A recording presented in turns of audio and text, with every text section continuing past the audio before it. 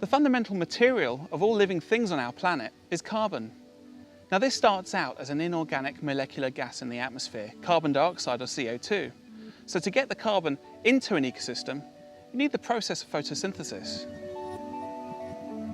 It's a process that is unique to plants and certain microorganisms, but it benefits almost every living thing on Earth.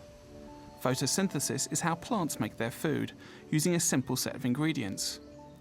Sir David Attenborough described it as the very basis of life, so let's leave it to him to explain how it works. Air seeps into the leaves through pores on their surface. It circulates within them and reaches tiny granules that contain a green substance, chlorophyll.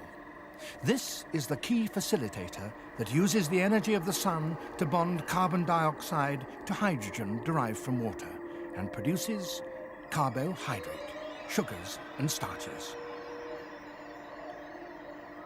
These, dissolved in sap, are then carried from the leaf into the body of the plant, even during the night when the leaf factory has shut down. Come the dawn, the sun reappears, and the process starts up again. So photosynthesis is the fundamental process driving the production of material in ecosystems. Light, water, nutrients and CO2 are all key ingredients in driving that level of productivity. If you were to reduce any one of those key ingredients, that would result in a loss of productivity in a plant like this tree here. Those 4 key ingredients, together with temperature, are known as environmental variables.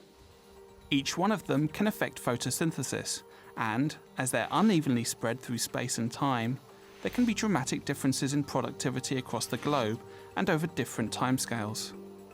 The availability of light varies throughout the day as the Earth spins on its axis. At the poles, there can be almost constant daylight in the summer months, but most of the planet experiences a diurnal cycle, night and day, darkness and light. Well, light is key to photosynthesis because it's the source of energy, and therefore it determines the rate at which photosynthesis can proceed. This means that productive ecosystems need to be in full sun, like a forest canopy.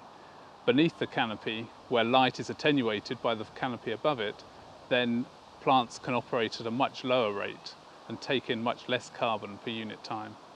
Too much light can be a problem because if leaves can't access carbon dioxide quick enough to use that energy in photosynthesis, the excess energy becomes a problem for the leaf. It may even damage the photosynthetic apparatus.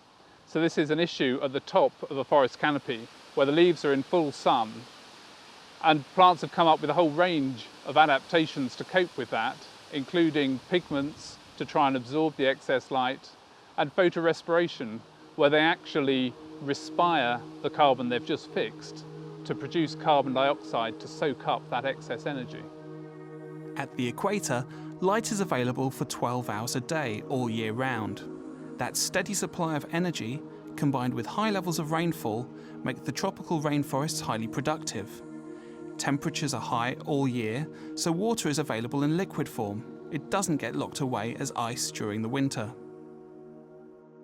In other parts of the world, there's a different mix and cycle of environmental variables. In temperate regions, where the seasons are more pronounced, production takes place in spring and summer, when there's the most sunlight and the warmest temperatures. This cycle of production through the seasons can vary year by year, and we can see a record of the variations in tree rings, with the wider rings showing warmer summers. In dry, arid areas of the tropics, it's not light that's the issue. It's the availability of water that limits production. Perhaps the most powerful way to show how water limits production is to look at what happens when a desert gets wet. And that happens on a huge scale in the area of the Kalahari Desert known as the Okavango Delta. These remarkable images were filmed by the BBC programme Planet Earth. As water flows into the delta, the landscape is transformed. With the water comes life. Plants can once again produce carbohydrates through photosynthesis, converting CO2 and water. What was once a barren desert is now a wildlife oasis. This is an extreme example of water limitation and the relief water can bring to a dry ecosystem. But to fully understand the effect of water on productivity, we need to understand the biochemistry of photosynthesis. Water is essential for taking carbon dioxide out of the air because plants exchange water vapour for carbon dioxide when their stomata are open. And so a lack of water can really limit the amount of carbon a plant takes in. In environments where you have a real lack of water, then plants have come up with alternative photosynthetic pathways to cope with the problem.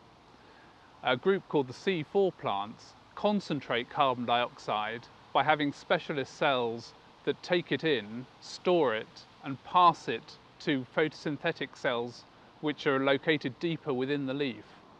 And by doing that, they're supplying those specialist cells with enough carbon dioxide that they can utilize light to its full without the risk of excess light damaging the apparatus. C4 plants tend to occur in dry environments in high light, so savannas would be the most typical natural environment for them. And plants that have evolved in that sort of savanna environment are quite often used as crop plants, such as maize and sugarcane and sorghum.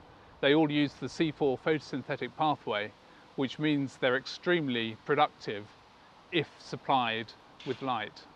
Taking that one step further, an even more extreme adaptation is cacti and succulents that only take up carbon at night.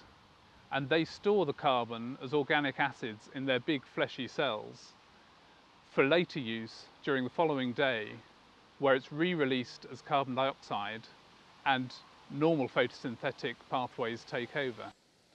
So light and water can influence and limit productivity. The same is true of CO2, which is vital for photosynthesis. Now, the concentration of CO2 doesn't vary over the planet, but on a fine scale, you can have concentration differences that are sufficient to affect productivity. In a dense canopy, CO2 can be used up faster than it's being replenished from the atmosphere. Man-made emissions can also have an effect. So light and water, carbon dioxide and nutrients all directly influence the productivity of any one ecosystem. These limiting factors, together with temperature, are known as environmental variables. But that's only half of the cycle. In the next film, we'll look at the other half, decomposition.